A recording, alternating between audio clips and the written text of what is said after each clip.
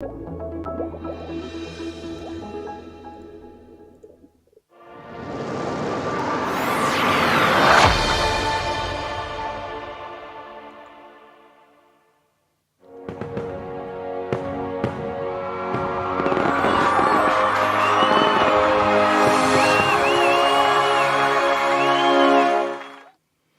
right. Hey, I'm John Chen, author of Engaging Virtual Meetings, and you're here with another installment of The Engagement Show with my fine and one and only co-host, Roger Haskett. Roger, what is going on? Oh, well, you talked about what you're the author of. This is my book that I'm the author of, The Me You Want to Be. So I thought I'd put it out there. Why not? Yeah, where's my copy, Roger? I want my copy. Have I not given you a copy? I've got, there's one right here for you, John, with the most awesome transcription inside.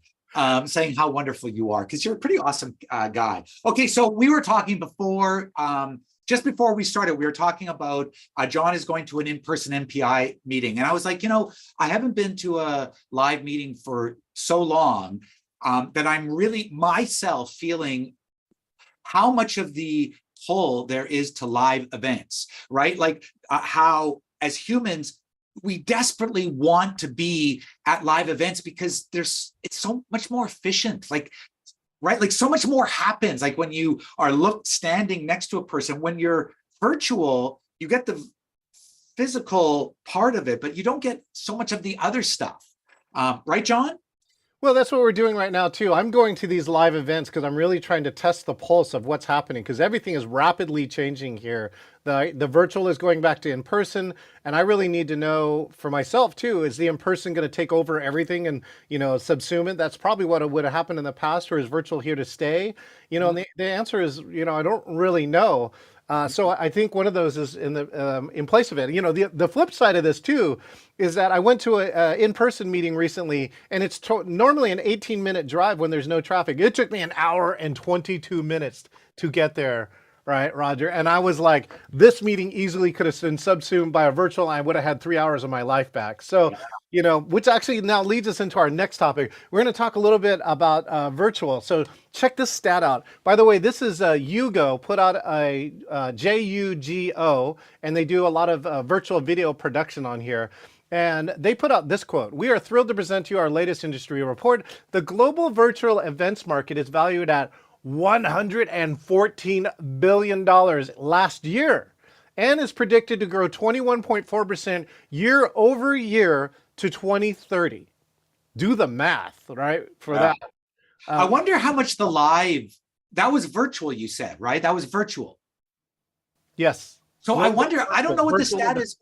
I don't know what the stat is for live meetings. Do you know? Like I used to know it before. Like I think it was half a trillion or something. But that I don't even know if I just pulled that out of my like faulty brain, or not.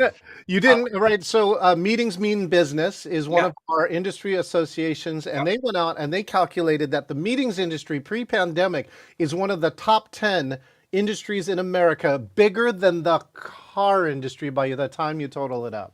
Isn't that so? Like, I know it's so amazing how meetings, the business of meetings is so, it runs through everything, and we see it sort of all the time, but we actually don't like appreciate. Like when you think about that, you go, the top 10, it beats cars. You go, no, really?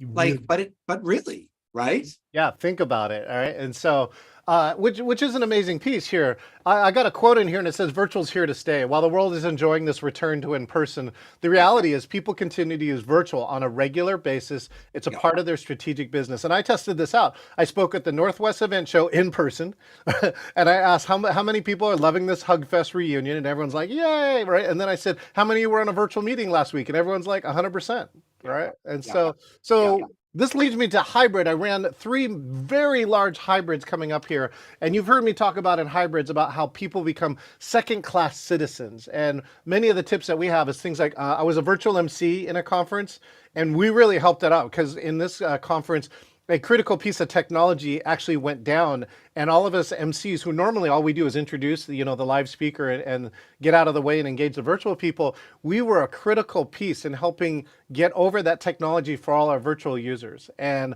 they so appreciated it. The speed that we did that at gave people a lot, gave the organizers a lot of grace. I think maybe averted, when people get really upset about a virtual meeting when stuff Yeah. doesn't work. So I want to So show wait, can I yes. comment on that? Let me comment on that. So Yeah. this is my experience that we get brought in a lot now, like, we're MCs or keynoters or entertainers. So we work live. Now we work for 3 years virtual. Now we're working live, virtual, and hybrid.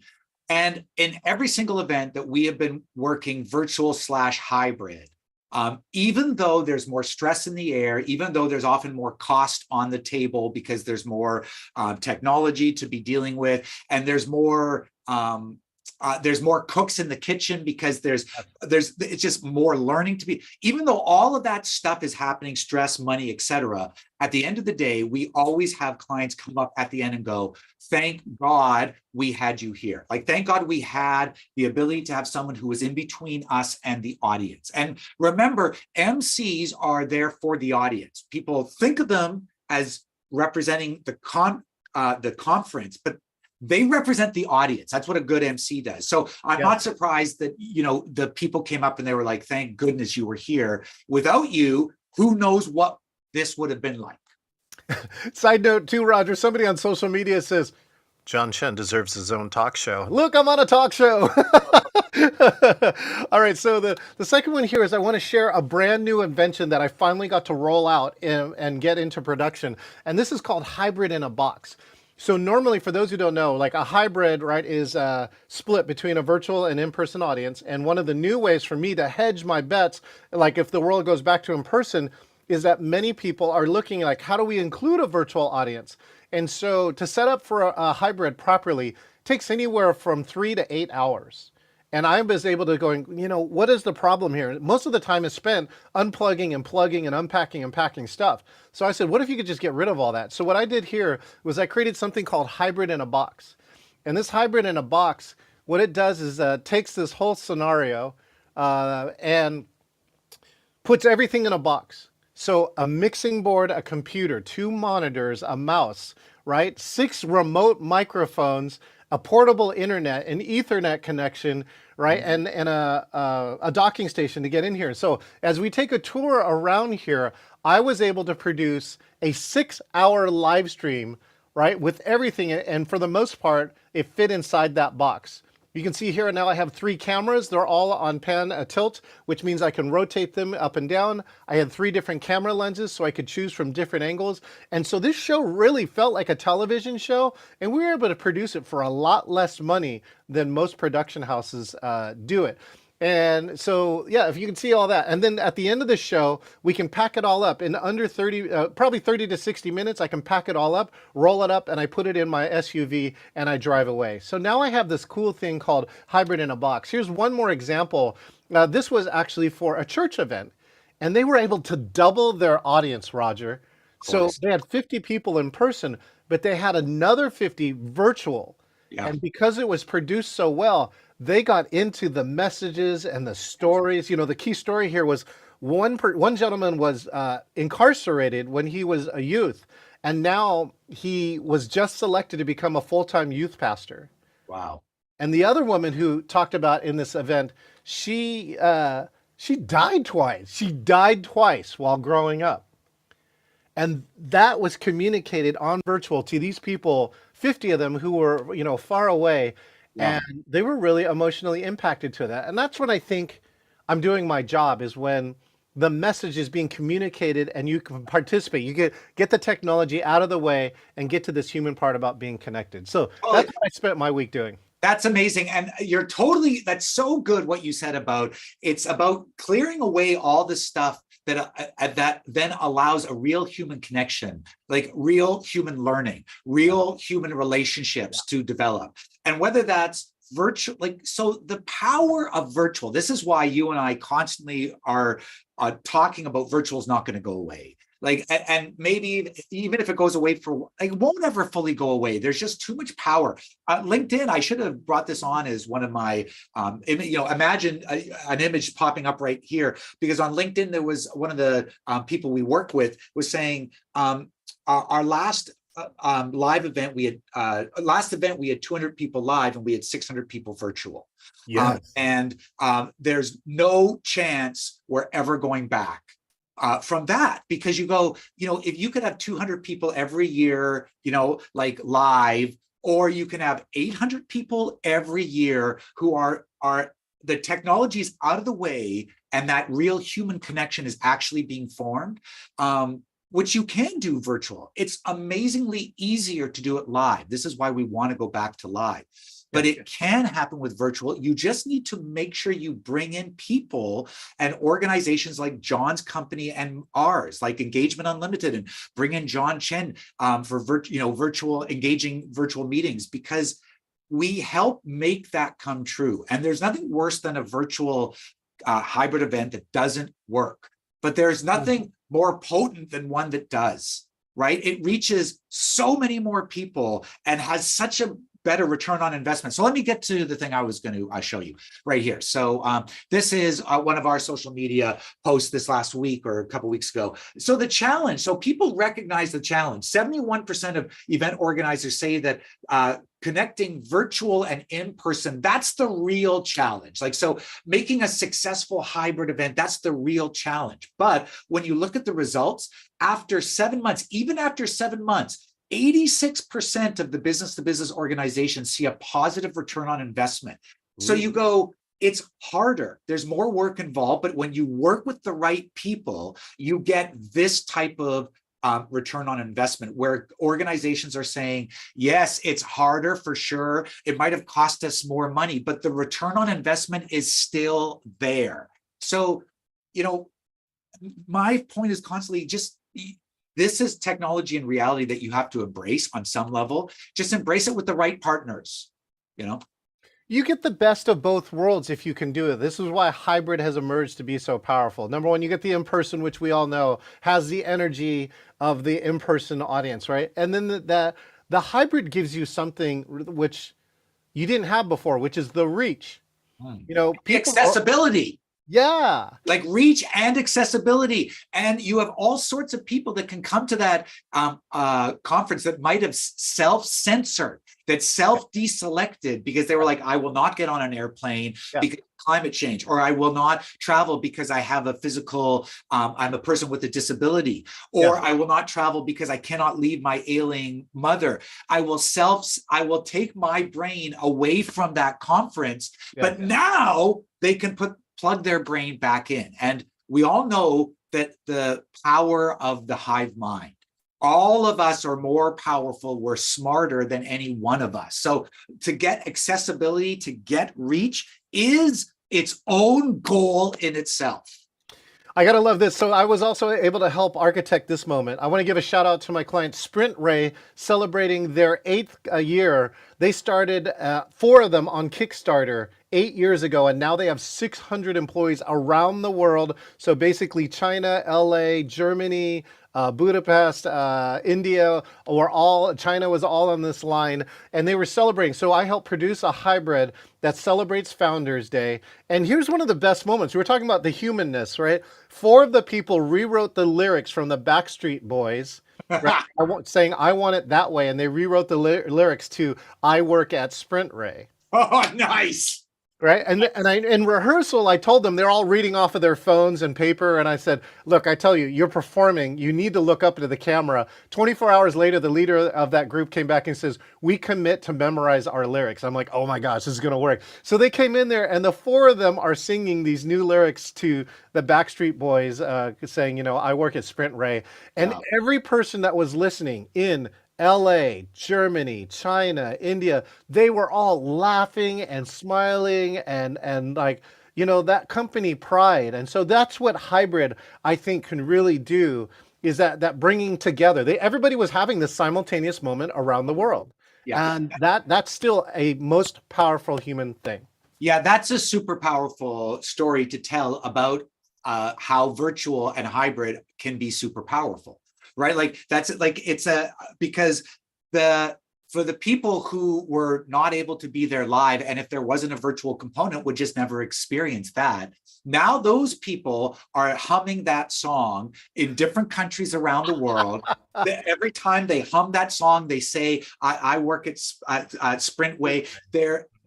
This is a cultural lock, right? This is what people come back from meaningful experiences live, and it has changed them. But now they are turning off their computer, and it still has changed them, right?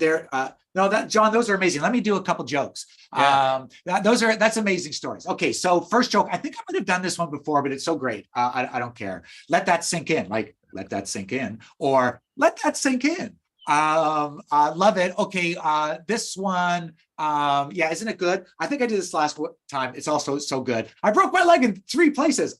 Don't go to those places. That place is Zoom fatigue. Don't go there. Yeah, don't go there. So, and let me tell you this other one live. Okay, so I wrote a joke about unemployment, but I couldn't tell it because it just wasn't going to work. Shout out to Dia Irby, who all she does is post puns. And oh, nice. I love it. Okay, one last one. So I heard my wife talking to my spouse talking to my kids last night, and I heard my daughter say, mommy, did you want a boy or a girl when you had me? And she said, I just wanted a back rub.